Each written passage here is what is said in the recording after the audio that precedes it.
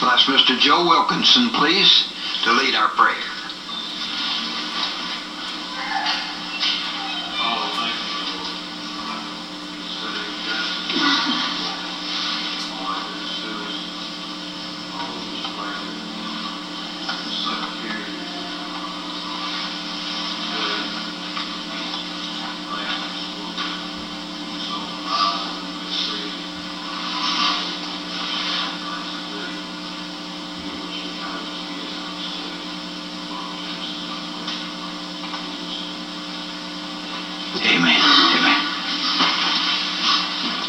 Last time on page 23 we were discussing this longest single chapter in Genesis, the choice of a bride for Isaac. The next question is, from a careful study of chapter 24, show how this romantic story illustrates the meaning of true faith.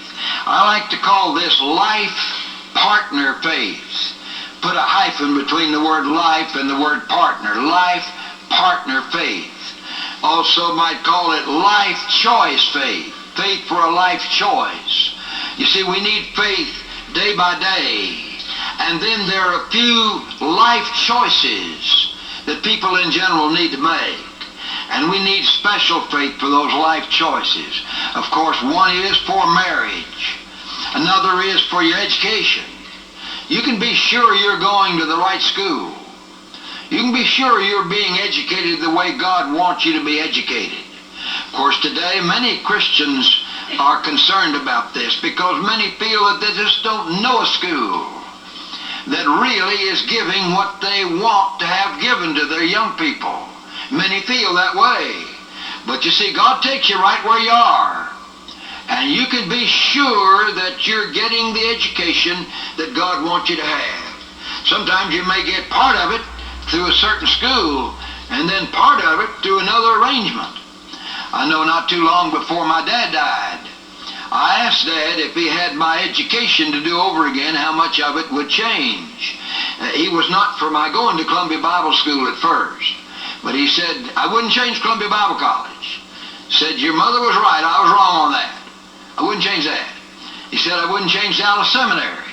Dad wasn't sure about Dallas Seminary. See, Mother wanted me to go to Dallas because of their great emphasis on the English Bible.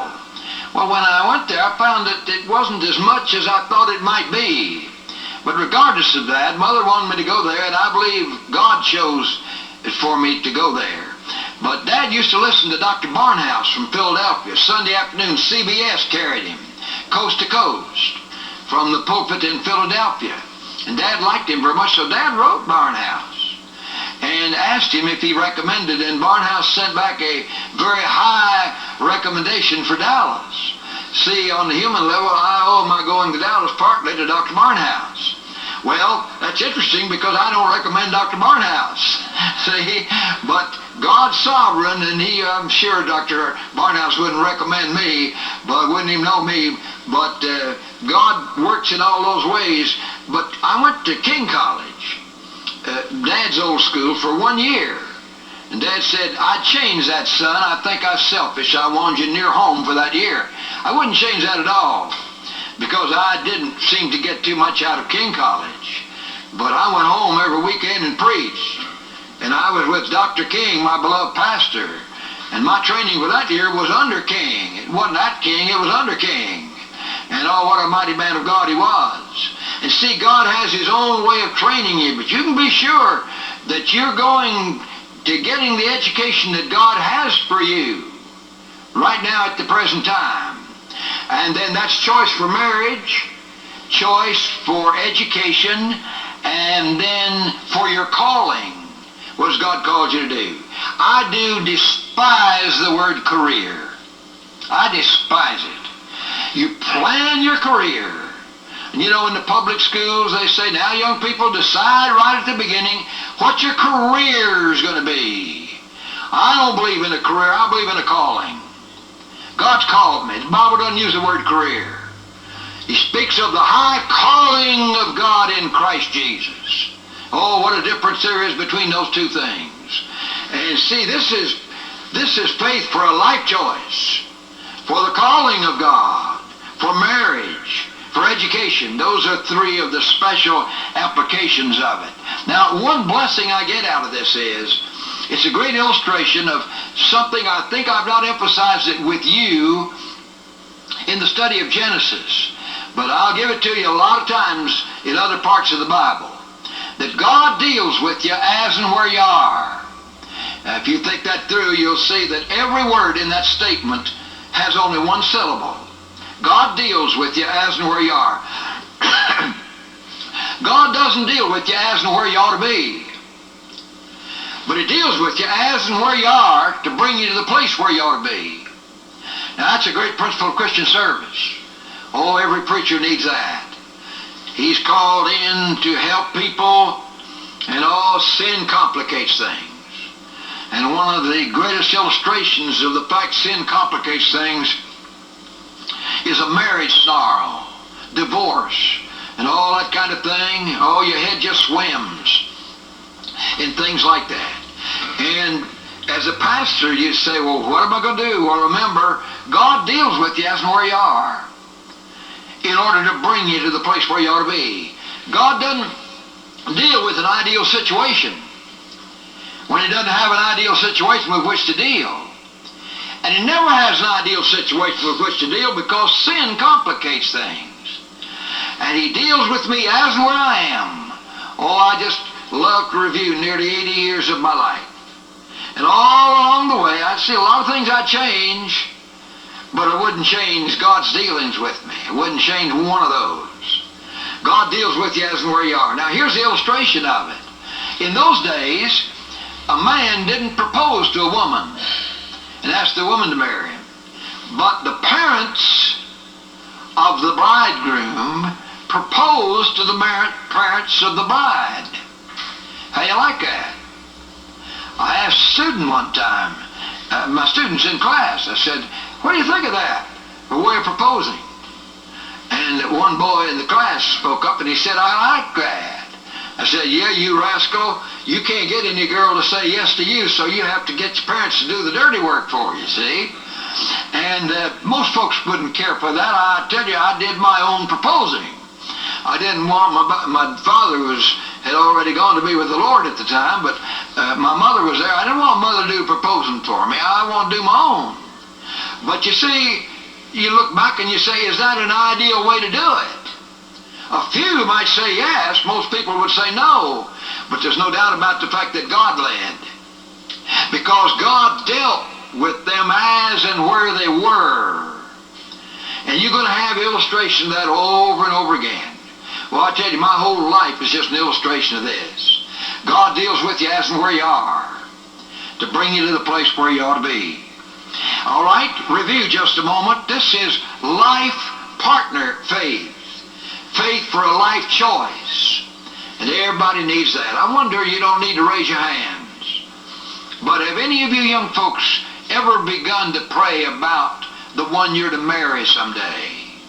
That you'll marry the one God has chosen and not the one just that you've chosen. Boy, I tell you, what a difference it makes in life.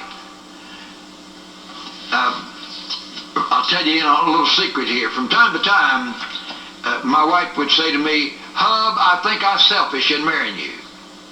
I think I made a mistake. And I said, you mean you don't love me? Oh, no, I just think I'm selfish. I say, now skip it. See, I know I didn't make a mistake. See, the husband often has to carry the wife through a lot of things like that. Occasionally it works the other way, but usually it doesn't. I said, I know I didn't make a mistake, and then therefore you didn't either, because it has to be a mutual thing, see? Sure, I'm just as sure I was married to the right person as I'm sure of my own salvation. Absolutely sure. And I'm also just as sure I'm not going to marry again as that I'm sure of my own salvation.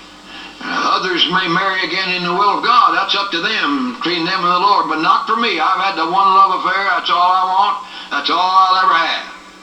And just that simple faith for a life choice. Now we come to the next individual. In these last chapters, we have Abraham, Isaac, Jacob, and Joseph. Abraham's place in the history of redemption is indicated by the word pioneer. the great foundational characteristic in his life is faith. Now, Isaac's place in the history of redemption is summarized by the word son, S-O-N, or connecting link. And then the great characteristic in his life is submissiveness. Now you see, submissiveness comes from faith. Be sure to spell it right. Submissiveness, I think that's right. Submissiveness, subjection to others. That isn't just a nice thing to have. That is a foundational characteristic. I won't fill my place in the history of redemption if I don't have faith. And I won't fill my place in God's plan of redemption if I don't have submissiveness. And you say, that comes from faith. Yeah, but now God concentrates on one aspect of faith when he tells us the life story of Isaac. Underscore this first statement, please. We are spending relatively little time in studying the life of Isaac separately, since the events of his life are interwoven with those of Abraham, whose life overlaps his life for 75 years, and Jacob, whose life overlaps his life for over 100 years. Abraham lived 175 years, Isaac 180, and Jacob 147. Although Isaac lived longer than either Abraham or Jacob, much less space is devoted to him in the story of the inspired narrative. Because why? Because he was not so strategic in the history of redemption. Now, he was very strategic from one standpoint, and that is, he was the connecting link. He was the connecting link. He's very strategic. But the events of his life have to do more with Abraham's contribution to the history of redemption and with Jacob's contribution to the history of redemption. When I think of Isaac, I think of a sermon I read one time on Isaac. It was entitled, The God of the Average Man. That was the title. The God of the Average Man. You know, sometimes a person can be saved and can have a very dramatic testimony. And people will come to hear his very dramatic testimony. And then oftentimes somebody else will hear that, and he'll think, well, my testimony isn't dramatic like that. And really, I just hesitate to give my testimony because mine doesn't sound as great as his. But you know something? My testimony that doesn't sound as dramatic as the others may do a lot more good to most people than that dramatic one, because most people don't have that dramatic kind of thing. See, it's the God of the average man. The God of the average man. Are you willing to be an average person? Now, there's a wrong way to be willing to be an average person. It's going, not live for the Lord, but just be a church member and that's about all. No, not that. But an average Christian, in a way. There's a statement from one of the Bonar brothers, B-O-N-A-R, Bonar brothers in Scotland, meant a lot to me. They were great old preachers over there and great old men of God, and all people counted on them. They were just great leaders. Both of them were writers. I have a book of Horatius Bonar on Revelation. I bought it at a second-hand bookstore, and you know, it was so old, the pages on that were so brittle that really if I just turned one over, it'd break off. So I just had to cut them off and throw them away when I was finished. I took all the notes I wanted to take, and then I just threw them away. And I think it was Andrew Bonar who made this statement. He said, don't want to be an extraordinary Christian. Don't want to be an extraordinary Christian. I thought he was. He was a very extraordinary Christian. So was Horatius Bonar, his brother. But you see what he meant. Sometimes today, people use the expression super Christians.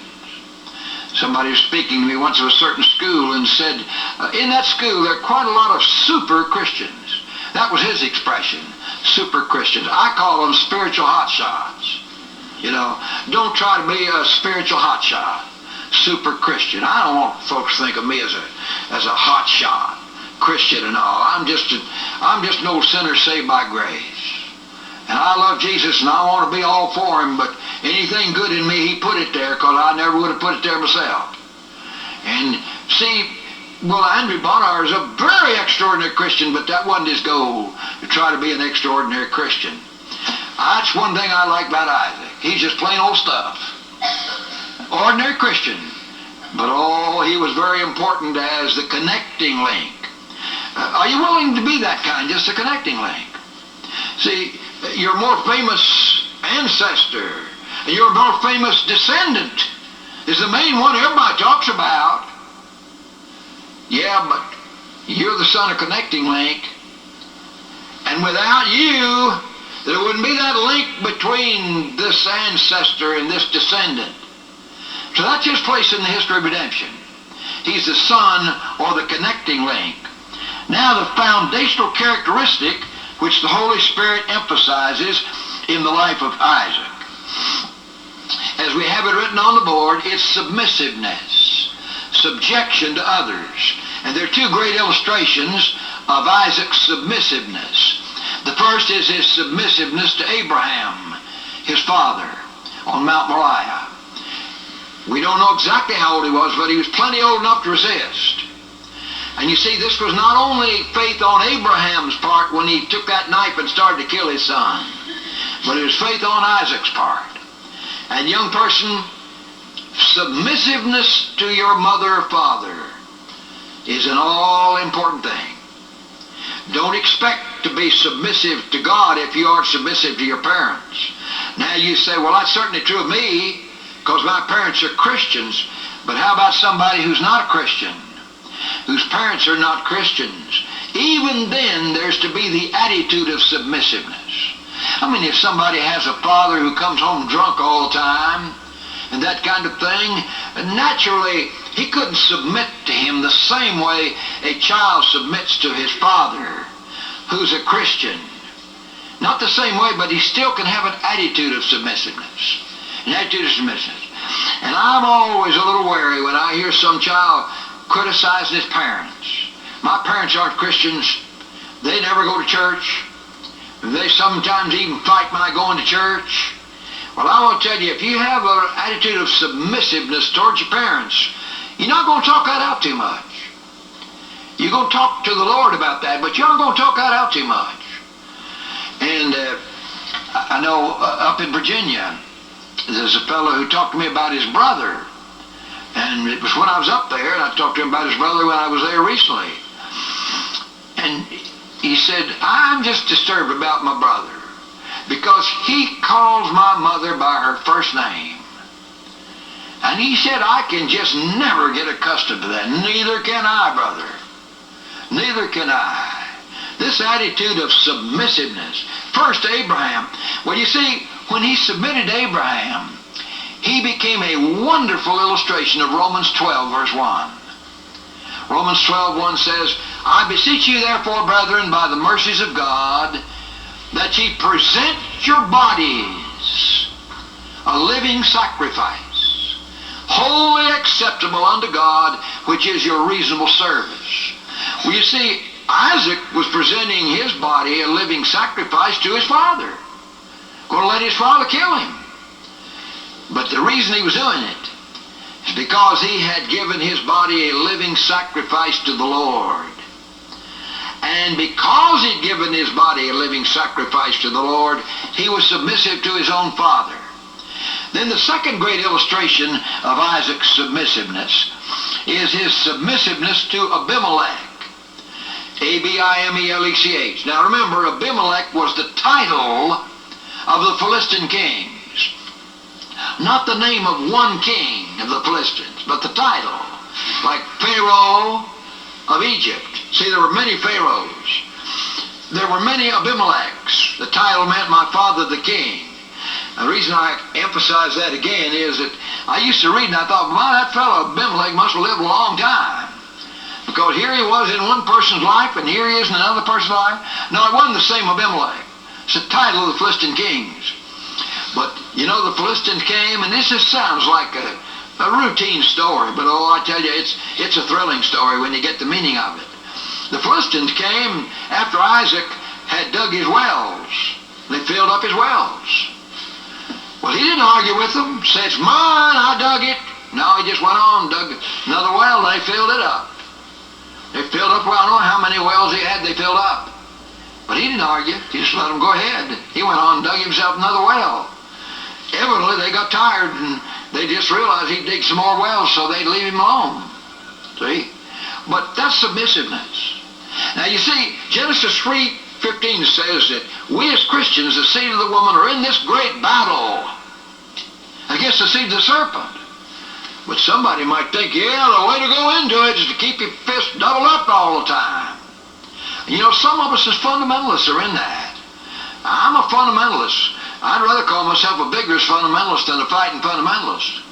But if people want to call me a fighting fundamentalist, I won't argue with them, because I believe there's things worth fighting for. And I'm willing to be called a fighting fundamentalist. But there's a long way to do it. And you know, you can go fighting for things that are right, and then you can go fighting for things you think are right that may not be right, and just go around and double up your fist.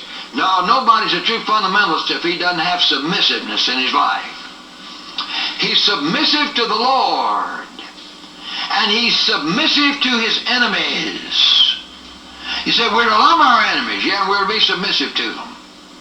There's a wrong way to do it, but there's a right way to be submissive to your enemies. You take President Kennedy, was the first Roman Catholic to be president of the United States in 1960. Well, you can be very sure I didn't vote for him. And you can be sure I wouldn't vote for a Catholic to be president of the United States. On the local level, I may have voted for some Catholics. I don't know. Because I don't know about all those local offices. I just vote straight Republican. I've done it all my life. I've never voted for Democrat and never intend to. If you don't agree with me, I just won't talk too much. I'll just say, I know you're wrong, now let's go to something else. No, my dad was a Republican congressman, and he didn't try to make me a Republican, but he did. And then I think an awful lot of folks who used to be Democrats have changed over because it's a matter of conviction to them. But what was I to do with President Kennedy? He's president of the United States, and I was to respect his office. It doesn't mean you always respect the person who occupies the office, but the office. And you know we don't do that in the United States today. We don't respect the office. You take all these cartoons, show the picture of Mr. Jimmy Carter. I mentioned him first because he was not my ideal president, see, with all the nose and ears and everything. Oh, those cartoons there, it's awful. I think that's terrible. Because the office of presidency is ordained of God, apart from the person. That's the same thing of President Reagan. And the same thing of President Bush. You've had that all through the years.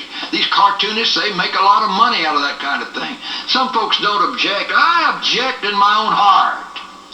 Because I'm to be submissive to the powers that be, and I'm to be submissive to my enemies. Isaac was. The Philistines were his enemies, but he's still submissive. It's a wrong way to do it.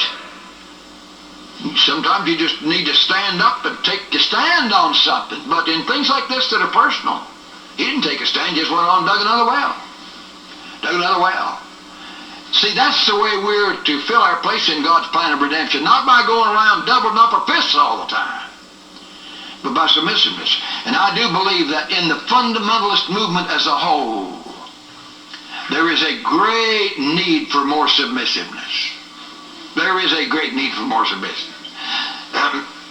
Fundamentalists let me say that, because they know I'm fundamentalist. Some of them don't regard me fully as a fundamentalist, because I don't follow with them in every detail of eschatology.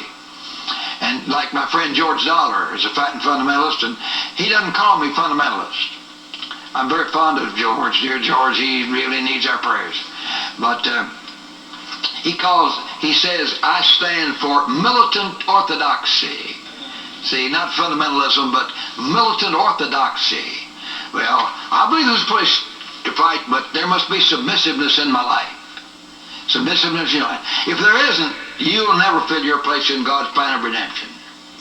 If there isn't, I'll never fill my place in God's plan of redemption. Submissiveness is not something good to have. It's a foundational characteristic. You know the expression sine qua non. without which nothing, Sinequanon, sine qua non, without which nothing. That's true of faith, and it's also true of submissiveness. Note the chief weaknesses of Isaac. Mention his chief weaknesses and show how these failures are a contradiction of his foundational characteristic. I find two great weaknesses in his life. The first is his parental partiality. Parental partiality. He was partial to one son over another. He was partial to Esau over Jacob. Rebekah, the mother, was partial towards Jacob over against the other. And you just read that story. See, the Bible doesn't come right out in so many words and say, don't be partial. But it shows you the partiality and then what happened because of it. And then the way the Bible tells the story, it warns you against partiality. Since my wife and I didn't have any children, through the years I've tried to be careful not to raise other people's children for them. A fellow told me one time he just knew how to raise children until he had 4 of his own. But he said, when I had 4 of my own, I forgot how to raise them. Sure, and I haven't had any, so I don't go around trying to raise other people's children for them. But one thing's hard for me to get is how a parent can be partial to one child over against another. Oh, you know, psychologists give this a real thorough going over. They say because opposites attract, and because the father is partial to the daughter and the mother's partial to the son, and all that kind of stuff. I think it's very uncertain. Very uncertain. But I'd say partiality comes because the parent is not right with God. If the parent's right with God, that parent's not going to be partial to one child over against another. My brother was the first in the family, and mothers often told me, oh, how they welcomed him into the family and all. Later on, when I was born, they didn't even want me. Mother's health was so bad, they didn't want me, but the Lord wanted me. And incidentally, after I came, they never made me feel unwanted. You can be sure of that. I was the baby in the family and a spoiled brat, no doubt about that. But I don't smell quite as bad as I did then because I've somewhat gotten over that. I won't tell that other story. But parental partiality, that was one of his weaknesses. And I want to tell you, folks, that'll tone down your contribution to God's plan of redemption. Not merely partial in the family, but partial outside the family. Partial outside the family. You know, some are partial to certain preachers. And one preacher leaves, they don't ever listen to anybody else. I know it happened to somebody in Columbia. The preacher took over after this other preacher had left. And he said, he was that other person's preacher for the rest of his life. And said, when I preached a sermon, and he left after I preached the sermon, he'd say, oh, you know, he was a good preacher. See, it's like Dr. Fleece told me that in one of his earliest pastorates, there was a lady who always said the same thing when she left after he preached. Say, nice effort, Pastor. Nice effort. That's the way she always greeted him. Nice effort. Nice effort. That was the same idea. So, left after and say, oh, Dr. So-and-so preached on that, and boy, he preached a good sermon on that. But partiality. Folks, I tell you, James 3, verse 17 says, the wisdom that's from above is without partiality. Without partiality. And I won't fill my place in God's plan if I have partiality. Now, I can just see the good in people. And, you know, you can see the good in Christians that God's given you under your leadership and all, without being partial. Somebody criticized them. Often I've just thought, well, that person's criticized, but I just think he compares very favorably with those who criticized him. I just go with that, you know. And if they want to pursue it, they can pursue it. But that hits them pretty hard, you know. Yeah, well, what about that person? Yeah, I see there's some weaknesses there, and I might even have a few myself, you know. But I think he compares very favorably to those who criticize him. That's not partiality. That's just accepting the person with all the wonderful qualities God has given. But you know, you can let one or two qualities stand out and just turn you away from a person that God's given you as a great friend and as a great influence in many people's lives. Well, that's the first, parental partiality. Then the second weakness in his life was his lack of authority. You know, we often use the expression, a woman wears the pants in the family. She wears the pants in the family. In other words, she has the authority. The husband doesn't wear the pants in the family. Now, whenever the wife wears the pants in the family, that's an abnormal home. It's not a normal home. God has called the man to be the man of the house and to wear the pants of the family. You know, people discuss the whole idea of a woman wearing pants. And people approach it from different standpoints. Some use that verse in Deuteronomy